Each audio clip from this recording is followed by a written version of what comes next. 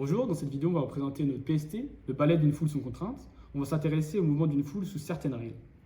On va s'intéresser plus particulièrement au phénomène de murmuration. Ici, on a deux situations. Dans la première, on observe un grand nombre d'oiseaux qui peuvent voler proches les uns des autres sans qu'il y ait de collision et qui forment ensemble un nuage compact. En face, un grand nombre de cyclistes peuvent pédaler dans une population dense sans tomber.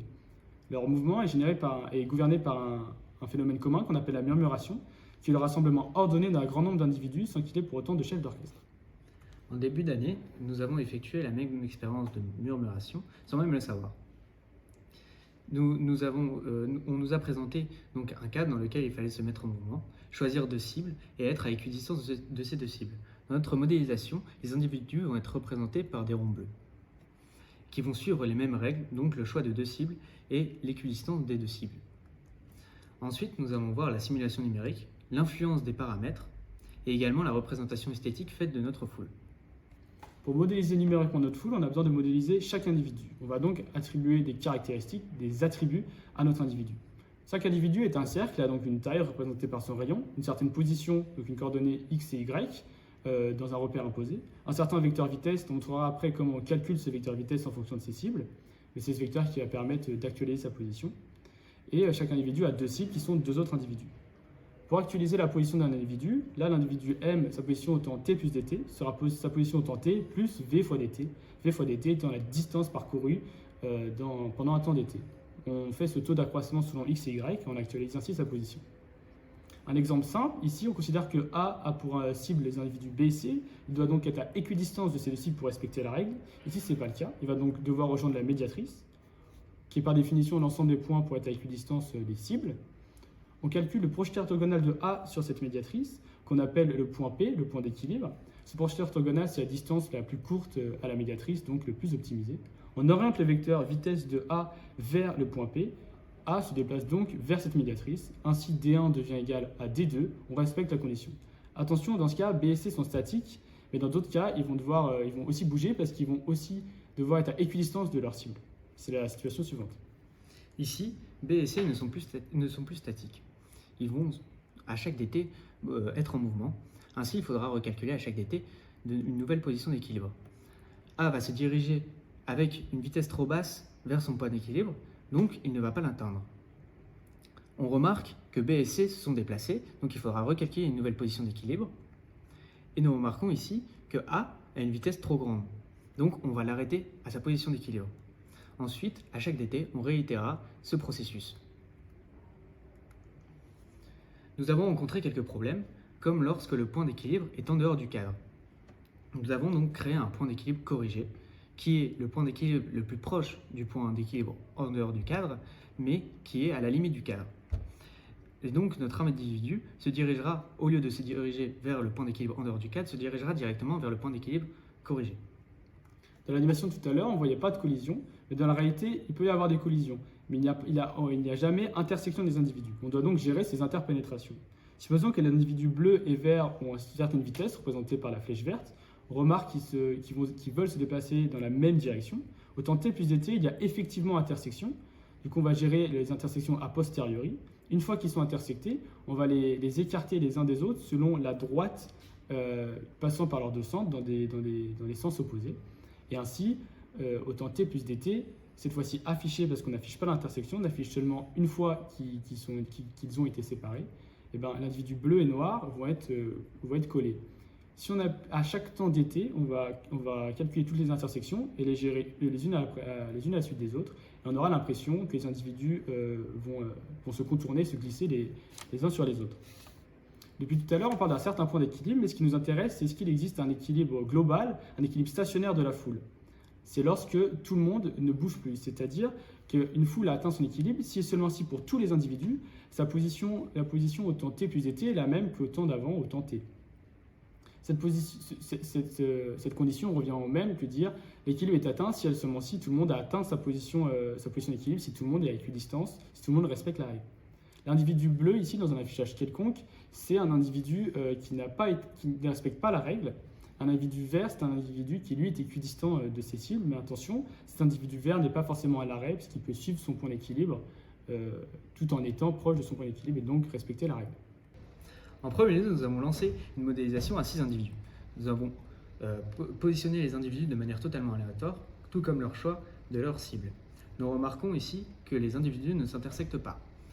Et nous remarquons également que le temps d'équilibre est atteint à t est égal 106. Nous avons relancé la même simulation, mais ici avec un graphe qui nous permet de déterminer la distance qui les sépare de la position d'équilibre générale. Ensuite, nous avons relancé une seconde simulation avec 200 individus. Donc, les individus vont mettre beaucoup plus de temps à atteindre leur position d'équilibre, car sur leur chemin, il se peut qu'il y ait d'autres individus, et donc il faudra les contourner. Ainsi, nous remarquons, à partir du graphe, que la position d'équilibre est atteinte dans un temps beaucoup plus long que pour 6 individus.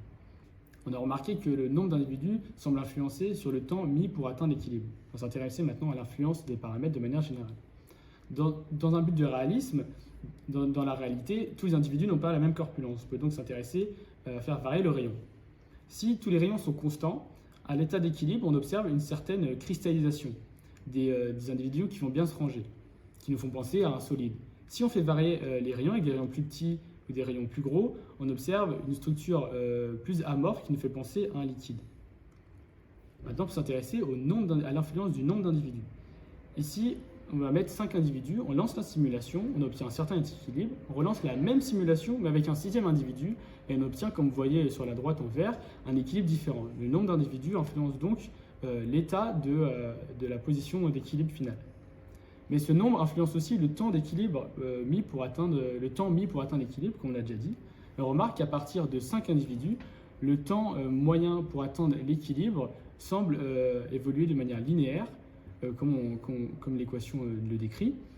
On peut imaginer, là on n'a pas fait de simulation à plus de 100 individus, mais on peut imaginer que le caractère non linéaire n'est pas respecté au-delà de 100 individus. Et à partir de 5 individus, le temps moyen, le temps d'équilibre augmente brutalement. C'est un nombre critique. Il nous a été demandé de faire une représentation esthétique de notre foule.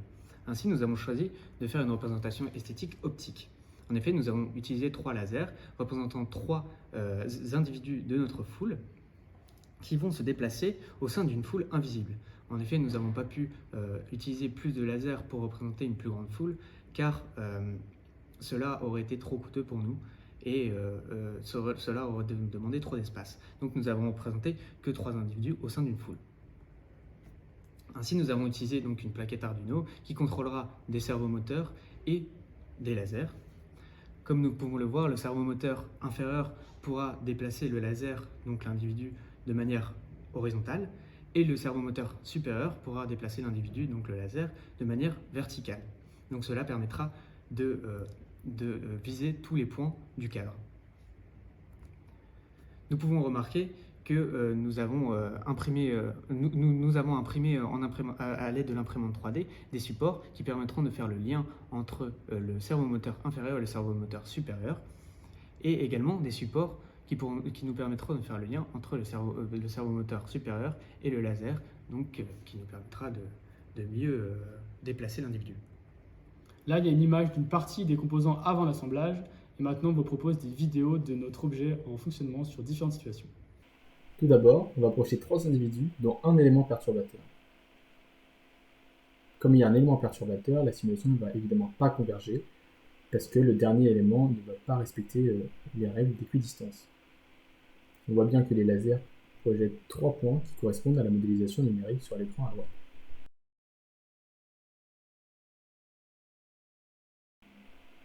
Maintenant, on va approcher 3 individus, mais sans élément perturbateur.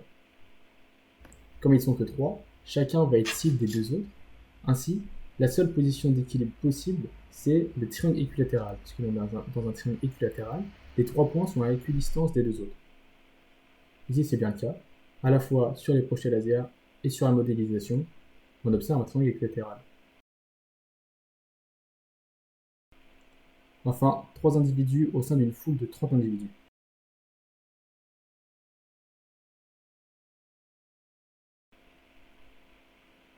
Là, on voit bien l'histoire de foule invisible. On voit 3 points qui sont colorés sur modélisation et c'est seulement eux qui sont affichés par les lasers.